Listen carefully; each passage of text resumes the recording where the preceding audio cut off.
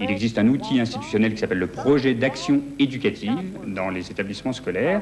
Ils sont de différents types, d'ailleurs. Il y a des projets qui s'axent essentiellement sur l'expression culturelle au sens large et qui, à l'occasion de la venue dans un établissement d'un conteur, d'un musicien, d'un comédien de telle ou telle nationalité, qui donnera tel ou tel élément de telle ou telle culture, on élaborera un objet commun à toute la classe. C'est-à-dire tous les enfants là sont concernés. C'est pas simplement les enfants de telle origine, c'est tous les enfants d'une classe qui sont concernés. Il y a des projets qui s'axent davantage sur le livre, sur l'écrit, et qui sont l'occasion d'aborder des auteurs d'expression française ou des auteurs étrangers traduits, et qui peuvent être l'occasion également d'une production écrite de la part de ces classes. Il y a des projets qui s'axent davantage sur les questions de développement, l'aide au développement. Alors ça, ce sont des projets qui se mènent davantage dans les collèges, lycées et lycées d'enseignement professionnel ou lycées techniques,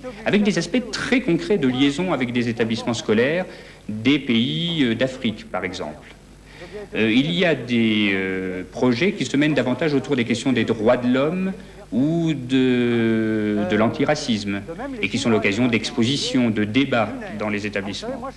Il y a enfin des projets qui concernent davantage l'histoire de l'immigration ici. Et ça me paraît tout à fait déterminant de faire une place dans l'histoire nationale à l'histoire de l'immigration, à la part qu'ont pu prendre différentes communautés à la construction même de ce pays. Et je voudrais dire à cet égard qu'on parle tout le temps de classes avec 15, 10, 20, 30% d'enfants d'origine étrangère. Il faut se dire qu'une école où il y a 15, 10, 20, 30% d'enfants d'origine étrangère, c'est avant tout une classe ou une école où il y a 100% d'enfants. Et c'est à eux tous qu'il faut s'adresser. Il nous a paru important, à l'équipe du CEFISEM de Paris, à l'équipe de l'Action culturelle sur Paris, et d'autres partenaires d'ailleurs, d'élaborer un matériel pédagogique qui puisse permettre aux classes de s'ouvrir à la connaissance de différentes cultures. Alors on a cherché, on s'est dit on ne va pas travailler sur telle ou telle culture en particulier, mais davantage sur des thèmes et voir comment ces thèmes se correspondaient d'une culture à une autre, d'un pays à un autre. Et on s'est dit que le thème de l'organisation du temps était un thème important et intéressant, qui pouvait ouvrir des tas de pistes de réflexion. Et donc, on a produit un matériel qui se voulait sous forme de mallette pédagogique et qui, au fil du temps, est devenu une vraie malle, un peu style malle à trésor, sur le thème des calendriers, l'histoire des calendriers à travers le monde, à travers le temps également. Donc, ce matériel offre, cette malle présente des textes sur les différents types de calendriers, évidemment le calendrier grégorien, et là le parti pris a été de s'inspirer de l'almanach des PTT que toutes les familles ont et que les élèves peuvent consulter, y compris chez eux, un texte sur le calendrier arabe, un texte sur le calendrier hébraïque, un autre sur le calendrier chinois, un texte enfin sur le calendrier portugais, qui présente quelques particularités. Et puis cette malle offre des livres, de contes, des objets utilisés au moment des fêtes de Nouvel An, etc. Je crois que cette malle devrait circuler dans pas mal d'établissements et occasionner des moments riches de travail.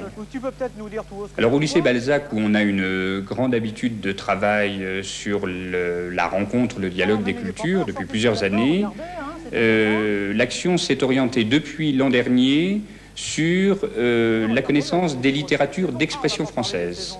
Et donc dans le cours de français sur le temps scolaire, avec des prolongements hors temps scolaire, pour les plus mordus je dirais, mais sur le temps scolaire sont étudiées des œuvres aussi bien de Tahar Benjeloun, de Léopold Senghor, d'Aimé Césaire, de Leila Sebar, de Yodi Carol.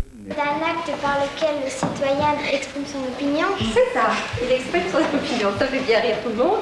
Bien, alors, maintenant, qu'est-ce qu'il peut me raconter? Qu'est-ce qu'il a déjà été avec ses parents ou qui a vendu des livres? Comment se déroulait un vote? Allez, vas-y Aurélie. Quand on rentre dans le lieu public, comme une école ou une mairie, oui, on voit d'abord une grande table avec des gens. Dessus, il y a des urnes. Des urnes? Une urne. Qu'est-ce que c'est? C'est une boîte où dedans on met les enveloppes. Oui. Alors on va dans l'isoloir. Sans rien dans les mains? Si, avec la liste qu'on a choisi une enveloppe. Et après, on choisit, on ferme l'enveloppe et on le met dans l'urne. Quand on vient de mettre l'enveloppe, on coche une croix à côté du grand cahier. Tiens, pourquoi il pourrait y avoir autre chose? Il pourrait y avoir des enveloppes qui ont été mises en plus ou qui ont été retirées. Et alors, qu'est-ce qu'on fait dans ce cas-là? Vite si vous le pouvez, jamais, jamais, vous ne la rattraperez. Eh bien, voyez, j'ai de la chance, je suis très bien entourée. En tout cas, nous allons vous quitter dans quelques instants. J'espère que l'émission que nous vous avons proposée aujourd'hui, un temps de vivre un peu particulier, vous aura permis d'y voir un peu plus clair en ce qui concerne les élections demain. Alors, je vous dis bon vote et je vous donne rendez-vous la semaine prochaine à 8h moins le quart sur TF1 pour un nouveau temps de vivre.